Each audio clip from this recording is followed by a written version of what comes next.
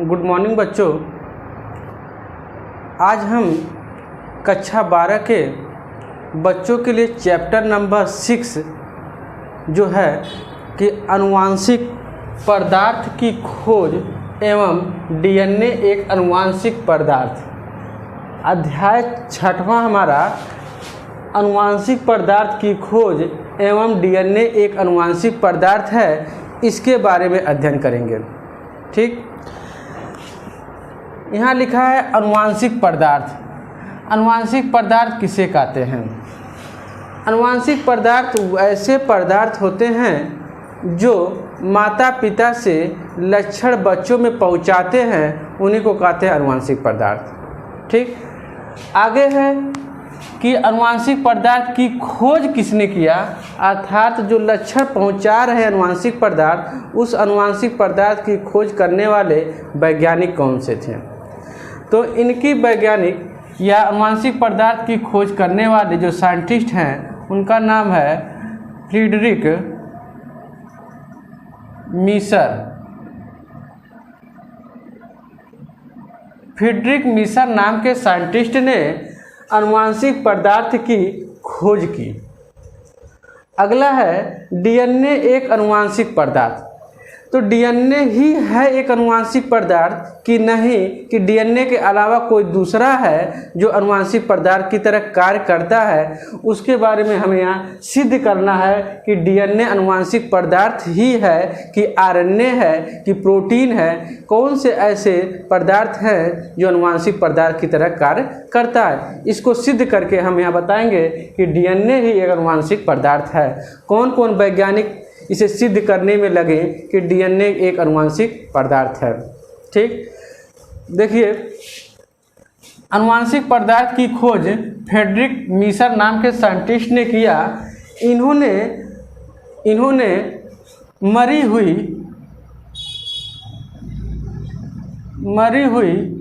पश कोशिका,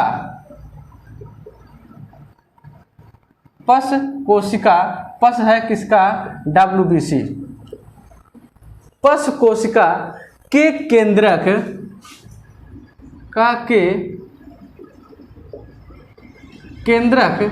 का पदार्थ को निकाला।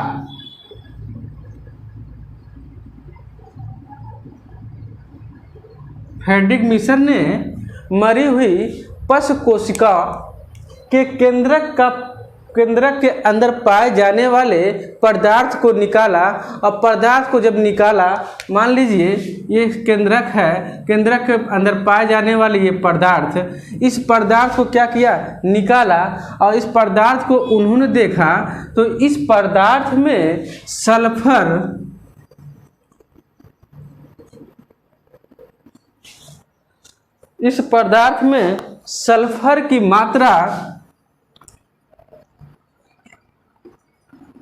सल्फर की मात्रा बहुत कम थी। ठीक, सल्फर की मात्रा बहुत कम थी, लेकिन फास्फोरस की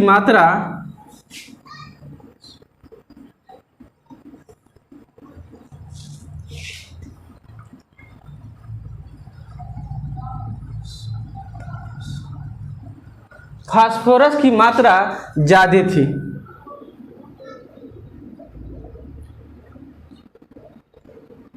इतना बात क्लियर?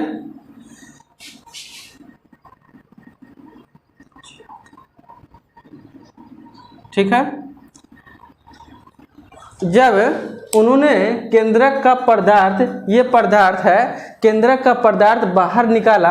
अब बाहर निकालने के बाद माइक्रोस्कोप से देखा होगा तो उसमें उन्होंने देखा कि सल्फर की मात्रा बहुत कम है, लेकिन फास्फोरस की मात्रा बहुत ज़्यादा है।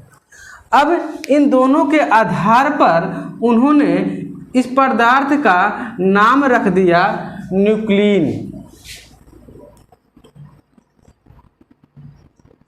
क्या नाम रखा? उस पदार्थ का नाम इन्होंने न्यूक्लिन रख दिया। और न्यूक्लिन रखने के बाद इन्होंने छोड़ दिया। उन्होंने बता दिया कि न्यूक्लियस के अंदर एक पदार्थ पाया जाता है जिसमें सल्फर की मात्रा कम, फास्फोरस की मात्रा बहुत अधिक होती है, जिसे उन्होंने क्या कहा, न्यूक्लिन नाम दे दिया। बाद में अल्टमान नाम के साइंटिस्ट, बाद में अल्टमान नाम के वैज्ञानिक ने आए और इन्होंने भी इस फ्रेडरिक मिशर के द्वारा किया गया प्रयोग को पुनः दोहराया।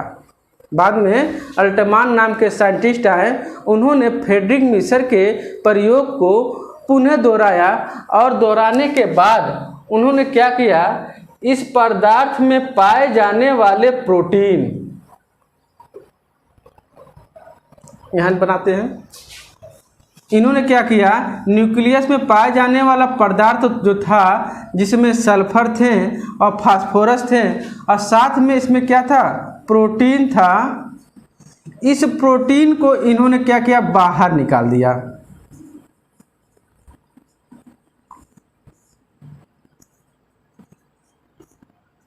ठीक, इन्होंने प्रोटीन को बाहर निकाल दिया। अब बाहर निकालने के दौरान इन्होंने देखा कि जब इसको बाहर निकाल रहे हैं तो इनका जो नेचर है, इनकी जो प्रकृति है,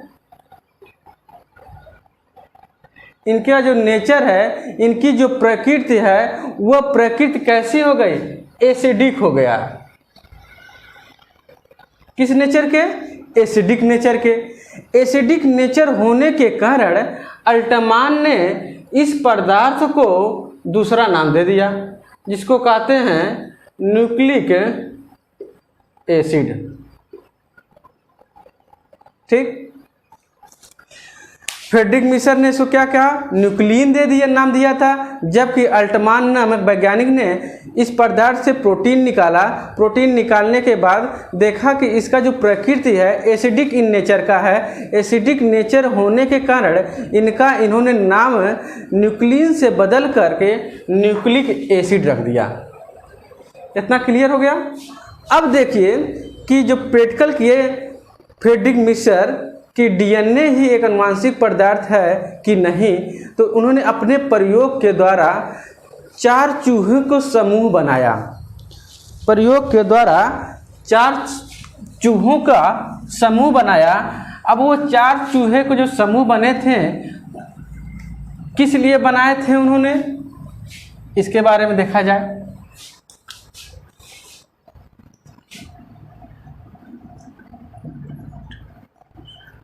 फ्रेडरिक मिशर नाम के जो साइंटिस्ट थे, इन्होंने 4 समूह में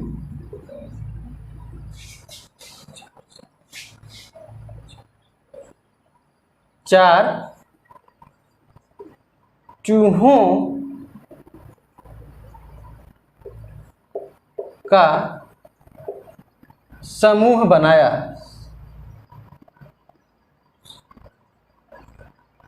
समूह बनाया, ठीक है, 4 चूहों का समूह बनाया।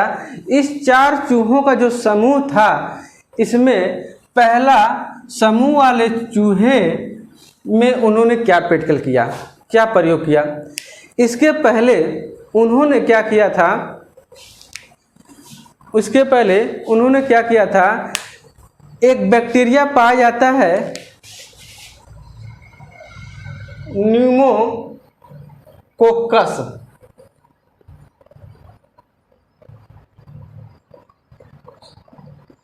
एक प्रकार की बैक्टीरिया है न्यूमोकोकस, जो रिस्पांसिबल होता है निमोनिया रोग उत्पन्न करने के लिए। ठीक, न्यूमोकोकस नाम का बैक्टीरिया लिया, जो रिस्पांसिबल है निमोनिया रोग उत्पन्न करने के लिए। इस न्यूमोकोकस के 2 वैरायटी लिए। ठीक, इसके 2 वैरायटी लिए। पहले वैरायटी को उन्होंने एस टाइप के बैक्टीरिया का नाम दिया, दूसरे को आर टाइप के बैक्टीरिया का नाम दिया। ठीक। न्यूमोकोकस का दो वैरायटी लिया, एक एस टाइप के बैक्टीरिया और दूसरा आर टाइप के बैक्टीरिया। इस दो टाइप के बैक्टीरिया को लिया जो रिस्पांसिबल थे किसके लिए, निमोनिया रोग उत्पन्न करने के लिए। अब देखिए कि जो पहला समूह चूहा का था, तो इस समूह में उन्होंने चूहों में S type heat killed S type वाले बैक्टीरिया को इन्होंने गर्म कर दिया। गर्म करने के बाद वो बैक्टीरिया कैसे हो गए, मर गए। गर्म से होने से क्या हो गए, वो मर गए। अब मरने के बाद इस बैक्टीरिया को इंजेक्ट करा दिया। ठीक, इस बैक्टीरिया को चूहों के अंदर इंजेक्ट करा दिया। जब चूहे के अंदर यह इंजेक्ट हुआ तो बैक्टीरिया जब चूहे के अंदर इंजेक्ट हुआ तो उस दौरान चूहा जो था लाइव था। अर्थात कहने का मतलब कि जब एस टाइप के बैक्टीरिया को उन्होंने हीट किल्ड करके चूहे के शरीर में प्रविष्ट कराया, तो प्रविष्ट कराने के बाद उन्होंने देखा कि चूहा जिंदा है और चूहा को किसी भी प्रकार अर्थात ये निमोनिया वाला रोग नहीं हुआ है। ठीक, चूहा लाइव था, इसलिए लाइव था क्योंकि उसको निमोनिया का रोग नहीं हुआ था। अब इन्होंने दूसरे समूह के चूहों के साथ क्या किया, दूसरा समूह देख लीजिए। दूसरा समूह में उन्होंने चूहों में एस टाइप के जो बैक्टीरिया थे न्यूमोकोकस, उस बैक्टीरिया को डायरेक्ट चूहों में इंजेक्ट करा दिया। यहाँ हीट किल्ड करके इंजेक्ट कराए थे और यहाँ क्या कर रहे हैं, डायरेक्ट जिंदा ही उस बैक्टीरिया को चूहे के अंदर इंजेक्ट करा दे रहे हैं। तो उस बैक्टीरिया को जो चूहे के अंदर इंजेक्ट करा रहे हैं तो चूहा क्या हो गया, यहाँ डेड कर गया, चूहा मर गया। क्यों, क्योंकि इस चूहे को निमोनिया रोग हो गया था। कौन सा रोग, निमोनिया। निमोनिया होने के कारण यह चूहा क्या हुआ, मर गया। किसके कारण मरा, यहाँ जो न्यूमोकोकस बैक्टीरिया डायरेक्ट इंजेक्ट करा दिए थे इसके कारण। ठीक, और ये क्या करता है, निमोनिया रोग उत्पन्न करता है। निमोनिया के कारण क्या होगा, ये डेड कर गए, मर गए। तीसरा समूह देखिए, तीसरे समूह में उन्होंने आर टाइप के बैक्टीरिया, जो आर टाइप का बैक्टीरिया था, चूहों में इंजेक्ट करा दिया। ठीक, आर टाइप के बैक्टीरिया को डायरेक्ट चूहों के अंदर इंजेक्ट कराया। तब देखा कि यहाँ पर भी चूहे कैसे हैं, लाइव हैं, अर्थात चूहा यहाँ जिंदा है और इसको किसी भी प्रकार की या निमोनिया का रोग नहीं हुआ। आर टाइप का जब बैक्टीरिया चूहे के अंदर इंजेक्ट कराया जाता है तो उस चूहों में निमोनिया रोग नहीं हुआ और वह चूहा क्या था, लाइव था, जिंदा था। पुनः चौथा और लास्ट समूह जो था, इस समूह में उन्होंने क्या किया, चौथा और लास्ट समूह में इन्होंने आर टाइप के बैक्टीरिया, ये आर टाइप के बैक्टीरिया के साथ साथ एस टाइप के बैक्टीरिया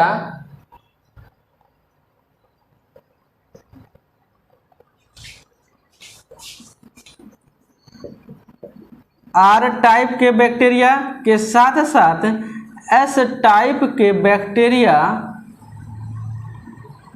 जो हीट किल्ड करके इंजेक्ट करा दिए चूहों में। ठीक, चौथा लास्ट समूह जो था उसमें फ्रेडरिक मिशर ने आर टाइप के बैक्टीरिया के साथ साथ एस टाइप के बैक्टीरिया जो हीट किल्ड करके इंजेक्ट कराया, तो उन्होंने देखा कि इस दौरान जो चूहा है वो क्या हो गया, डेथ कर गया, अर्थात चूहा मर गया, क्योंकि उस चूहे को निमोनिया रोग हो गया। ठीक, निमोनिया रोग हो गया। जबकि आर टाइप के डायरेक्ट देने पर वो लाइव था, यहाँ आर टाइप का और प्लस एस टाइप के बैक्टीरिया वो भी किल्ड कर दिए, उसके बाद भी दे रहे हैं तो चूहा मर जा रहा है। जबकि एस टाइप का किल करके हीट किल करके दे रहे थे तो चूहा लाइव था। यहाँ भी चूहा को लाइव होना चाहिए, लेकिन ऐसा नहीं हुआ, वो चूहा निमोनिया से ग्रसित हो गया था और वह मर गया। ऐसा क्यों हुआ? तो चारों पॉइंट को देखने के बाद यह क्लियर हुआ कि कहीं न कहीं आर टाइप का जो बैक्टीरिया है मरे हुए एस टाइप के बैक्टीरिया के जो डीएनए है उसका क्या कर लेता है, रूपांतरण कर लेता है। यहाँ आर टाइप का जो बैक्टीरिया का डीएनए था वह एस टाइप के बैक्टीरिया के डीएनए का रूपांतरण कर लेता है या उसी का रूप ले लेता है, जिसके कारण वह एस टाइप के जो बैक्टीरिया लाइव हो गए थे। और जब एस टाइप के बैक्टीरिया लाइव हो जाते हैं तो चूहा मर जाता है, क्योंकि निमोनिया रोग उसे हो जाता है। यहाँ यही कंक्लूजन निकला कि डीएनए का क्या हो गया होगा, रूपांतरण हो गया होगा, एस आर से एस में कन्वर्ट हो गया होगा। ठीक, पहला साइंटिस्ट थे फ्रेडरिक मीसर नाम के। दूसरे साइंटिस्ट हैं हमारे, उन्होंने भी इस पेटिकल को पुनः दोहराया और दोहराने के बाद यह क्लियर किया कि ऐसा क्यों हुआ। तो दूसरे जो साइंटिस्ट हमारे हैं वो हैं ऑस्वाल्ड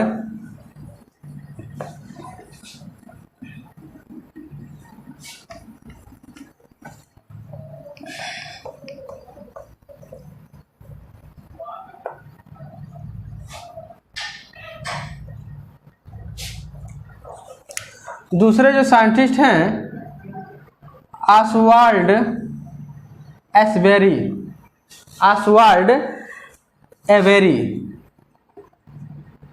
ठीक, ऑसवाल्ड एवेरी नाम के साइंटिस्ट ने फ्रेडरिक मीसर के प्रयोग को पुनः दोहराया और उन्होंने अपने दो साथियों के साथ, इनके साथ दो साथी थे, दो सहपाठी थे जो ऑस्वाल्ड का मदद कर रहे थे, इनके साथ इन्होंने फ्रेडरिक मीसर के प्रयोग को दोहरा रहे थे। वो दोनों साथी में पहला जो था मैकलीड, पहला जो साइंटिस्ट उसका पहला जो साथी था उसका नाम था मैकलीड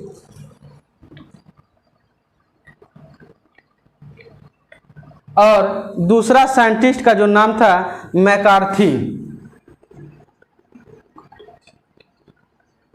ठीक, दूसरा साइंटिस्ट मैकार्टी। ठीक, पहला साइंटिस्ट का नाम मैकलीड और दूसरे साइंटिस्ट का नाम मैकार्टी नाम के दो साइंटिस्ट आपस में मिल करके ऑसवाल्ड एवेरी का साथ देते हुए फ्रेडरिक मीसर के प्रयोग को दोहराएं।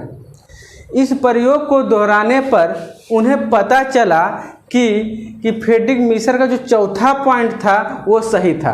कि चौथा पॉइंट में यही था कि आर टाइप के जो डीएनए थे वह एस टाइप के किल वाले डीएनए के संपर्क में आने पर वह एस टाइप वाला लाइव डीएनए बन जाता है, जिसके कारण चूहे मर गए थे क्योंकि उनको निमोनिया हो गया था।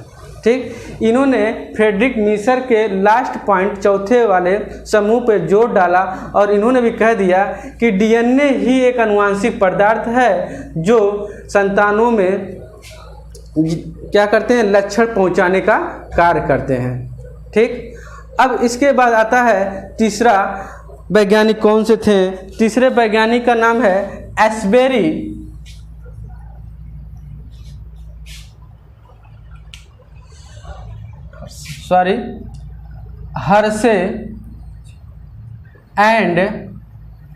Hershey and chase.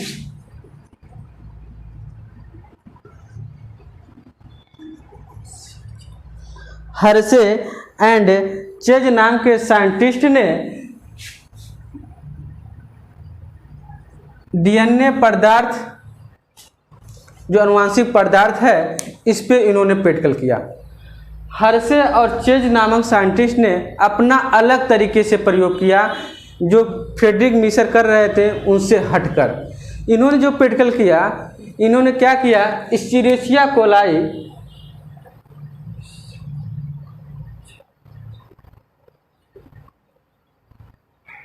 Escherichia coli नामक बैक्टीरिया को इन्फेक्ट करने वाला जो बैक्टीरिया है वह है बैक्टीरियोफेज वायरस। ठीक, एस्चेरिचिया कोलाई को इन्फेक्ट करने वाला जो वायरस है उसका नाम है बैक्टीरियोफेज वायरस।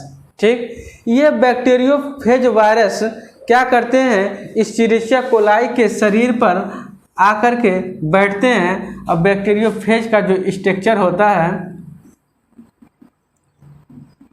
इस तरह से करीब होता है, और ये इनके कॉलर हैं, गर्दन हैं, और इनके अंदर ये डीएनए पाया जाता है। ये प्रोटीन के खोल हैं। ठीक, ये एस्चेरिचिया कोलाई पे बैक्टीरियोफेज, ये बॉडी जो है ये एस्चेरिचिया कोलाई का है, और ये बॉडी जो है ये बैक्टीरियोफेज का है। यह बैक्टीरियोफेज आकर के एस्चेरिचिया कोलाई के बॉडी पर अटैचमेंट बनाता है अपने लेग्स के द्वारा, और इस लेग के सहायता से क्या करता है, इसको पकड़ लेता है। ठीक, अब एस्चेरिचिया कोलाई के अंदर पाए जाने वाले यहाँ जो डीएनए हैं, ये केवल डीएनए किसका था, एस्चेरिचिया का, लेकिन जब बैक्टीरियोफेज इनके शरीर के कांटेक्ट में आते हैं तो ये अपना डीएनए जो है इसमें पुश कर देता है। ठीक, और प्रोटीन का जो ये खोल बचा हुआ है ये बाहर ही रह जाता है। यही डीएनए अंदर जा कर के एस्चेरिचिया कोलाई के डीएनए से कांटेक्ट बनाते हैं और पुनरुद्भवन का निर्माण करते हैं। कहने का मतलब है इनसे कांटेक्ट बना करके इनका और इनका लक्षण इसमें समाहित करते हैं और रेप्लिकेशन की प्रक्रिया तुरंत शुरू करते हैं, जिसके सहायता से एक से अधिक प्रकार के एस्चेरिचिया कोलाई का निर्माण किया जाता है। कहने का मतलब यहाँ यही था कि यहाँ भी डीएनए क्या इंजेक्ट किया है, इसका बाकी जो शरीर का पार्ट है एस्चेरिचिया कोलाई के बाहर ही रह जाता है, केवल अंदर क्या जाता है, डीएनए ही जाता है। तो इससे भी सिद्ध हो गया था कि डीएनए ही एक आनुवंशिक पदार्थ है, और इससे जितने भी विवाद थे कि डीएनए आनुवंशिक पदार्थ है या नहीं, सारे विवाद समाप्त हो गए। क्योंकि ये लास्ट जो साइंटिस्ट एस्बेरी और चेज आए थे, इन्होंने सिद्ध कर दिया था प्रोटीन को खोल कर हटा करके भी कि इसके अंदर जो जा रहा है वो कौन सा पदार्थ था। तो अंदर जाने वाला वो पदार्थ कौन सा था, डीएनए ही था। डीएनए ही रिस्पॉन्सिबल होते हैं आनुवंशिक पदार्थ के लिए, इसलिए डीएनए को का आनुवंशिक पदार्थ का नाम दे दिया गया। ठीक, यहाँ तक बात क्लियर हो गई। अब देखिए आनुवंशिक पदार्थ जो हैं उसको न्यूक्लिक एसिड के नाम से भी जाना जाता है, जो डीएनए होता है, क्योंकि ये डीएनए और आरएनए, डीएनए भी आनुवंशिक पदार्थ है, आरएनए भी आनुवंशिक पदार्थ है, लेकिन डीएनए की उपस्थिति में आरएनए आनुवंशिक पदार्थ की तरह कार्य नहीं कर पाता है, क्योंकि डीएनए आनुवंशिक पदार्थ की तरह कार्य करता है और आरएनए यहाँ प्रोटीन सिंथेसिस में मदद करता है। लेकिन अगर डीएनए नहीं रहता, केवल आरएनए रहता, तो आरएनए एक आनुवंशिक पदार्थ की तरह कार्य करता। यहाँ दोनों उपस्थित हैं तो डीएनए आनुवंशिक पदार्थ की तरह कार्य करेगा, आरएनए प्रोटीन सिंथेसिस की तरह कार्य करेगा। इस डीएनए और आरएनए को कहा जाता है न्यूक्लिक एसिड। ठीक, न्यूक्लिक एसिड के नाम से इस डीएनए और आरएनए को जाना जाता है। अब ये न्यूक्लिक एसिड क्या है, अर्थात डीएनए और आरएनए जो हैं इनके स्ट्रक्चर क्या हैं। ठीक, ये अगला जो टॉपिक है अगले नेक्स्ट क्लास में हम बताएंगे। आज के लिए धन्यवाद।